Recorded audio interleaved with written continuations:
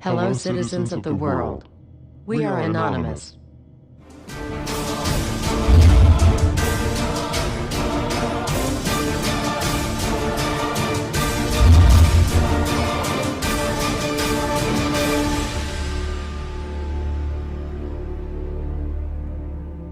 Dear brothers and sisters, now is the time to open your eyes. In a stunning move that has civil libertarians stuttering with disbelief, the U.S. Senate has just passed a bill that effectively ends the Bill of Rights in America.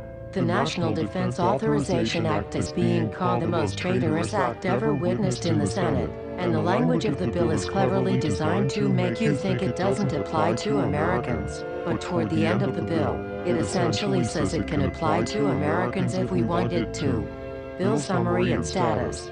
112th Congress, 2011 to 2012, S. 1867. Latest title, National Defense Authorization Act 4. This bill, passed late last night in a 93-7 vote, declares the entire USA to be a battleground upon which U.S. military forces can operate with impunity, overriding posse comitatus and granting the military the unchecked power to arrest, detain, interrogate and even assassinate U.S. citizens with impunity. Even Wired magazine was outraged at this bill, reporting, "Senate wants the military to lock you up without trial." The detention mandate to use indefinite military detention in terrorism cases isn't limited to foreigners. It's confusing, because two different sections of the bill seem to contradict each other.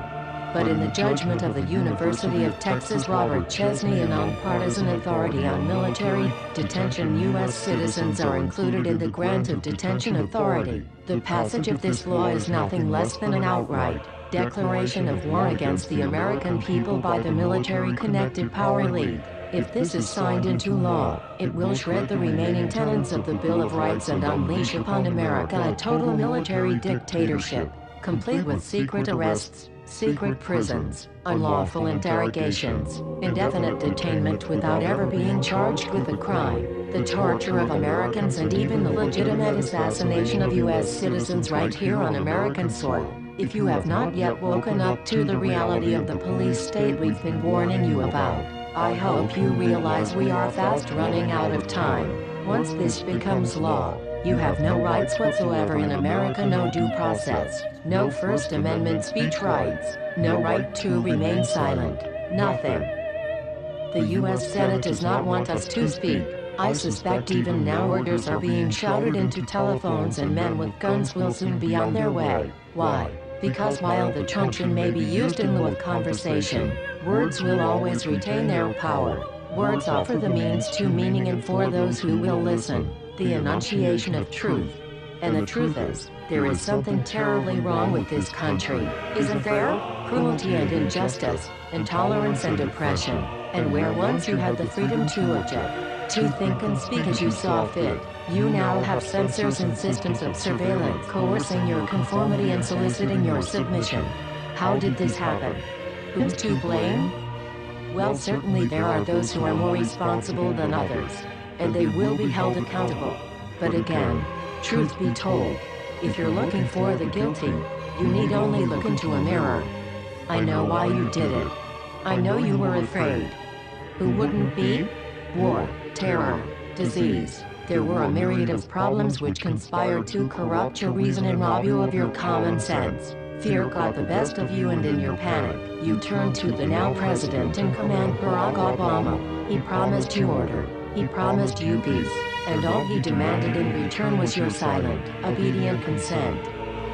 More than 400 years ago, a great citizen wished to embed the 5th of November forever in our memory. His hope was to remind the world that fairness, justice, and freedom are more than words, they are perspectives. So if you've seen nothing, if the crimes of this government remain unknown to you, then I would suggest that you allow the 5th of November to pass unmarked. But if you see what I see, if you feel as I feel, and if you would seek as I seek, then I ask you to stand beside one another, 1 year from November 5th, 2011, outside the gates of every courthouse of every city demanding our rights. Together we stand against the injustice of our own government. We are anonymous. We are legion. United as one.